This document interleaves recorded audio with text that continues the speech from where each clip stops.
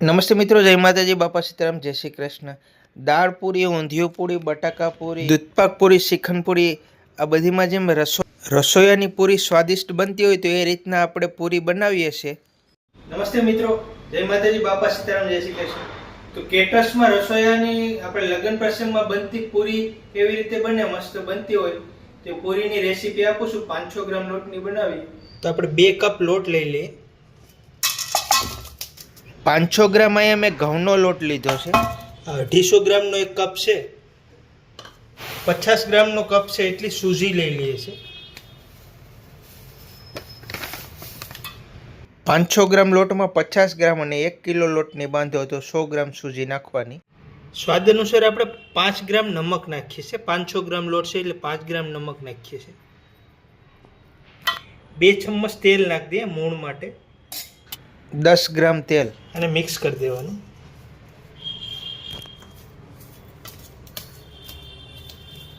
તેલનું મૂણ દઈને આવી રીતે લોટને મિક્સ કરી દેવાનું મૂણ આરે।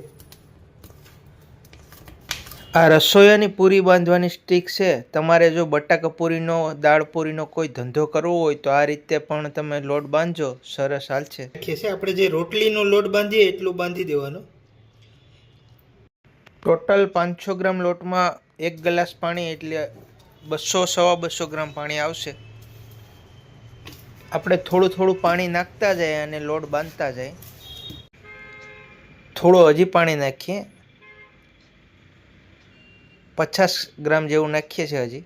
લોટ બાંધવામાં ધ્યાન રાખવાનું પોછો ન થઈ જાય, કડક રાખવાનો, ઢીલો નહીં બાંધવાનો।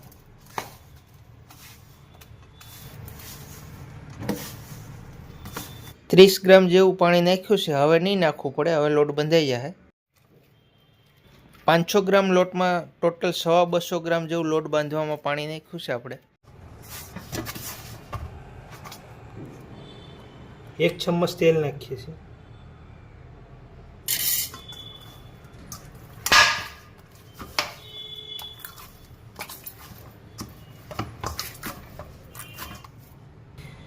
પંદર મિનિટ માટે આને રેસ્ટ આપી દઈએ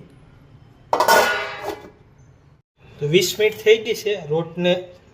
ઘઉંના લોટને રેસ્ટ આપી હતી। હવે આપણે એના લોયા બનાવી નાખીએ। લોટને બાંધ્યા પછી રેસ્ટ આપવાની પ્રોસેસ ખૂબ જ જરૂરી છે, તો જ પૂરી સારી સોફ્ટ બનશે અને કલરફુલ બનશે। આવી રીતે કટિંગ કરી અને એના લોયા બનાવી નાખશું। પૂરીની સાઈઝ આપણે થોડી નાની રાખશું તો જ ફૂલશે અને દેખાવમાં સારી બનશે। એટલે મીડિયમ પૂરી બનાવવાની, બહુ મોટી નહીં બનાવવાની। તો આવી રીતે કટિંગ કરી ને એવડા એવડા લોયા બનાવી નાખીએ।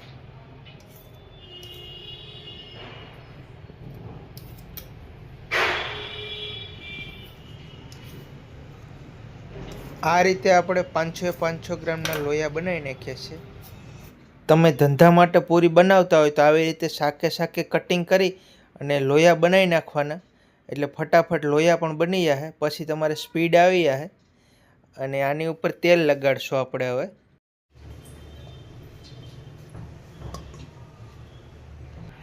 2 ચમચ તેલ નાખી દેવાનું।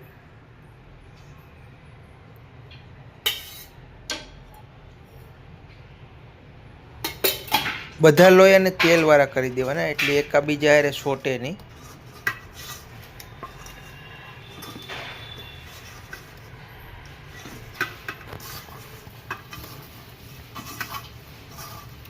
તેલ નાખી દેવાનું લોયા ઉપર એટલે સોટે નહીં એકાબીજાથી। હવે આને આપણે પૂરી વણી નાખીએ।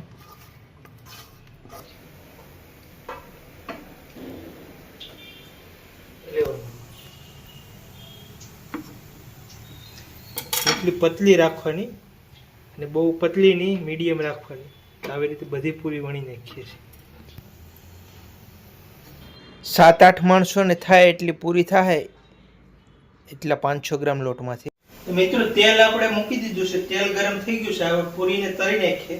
પૂરી તળવા માટે તેલ થોડું ફાસ્ટ રાખવાનું।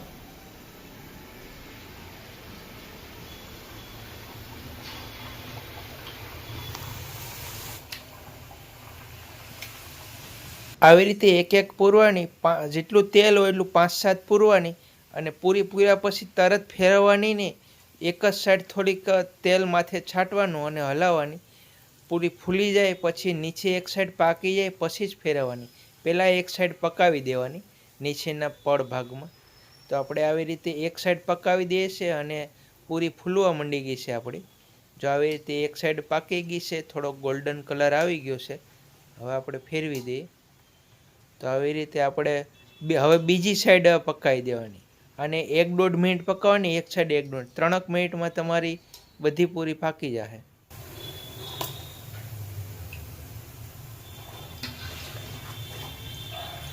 તો આપણે આવી રીતે બધી પૂરી તળી નાખીએ છીએ.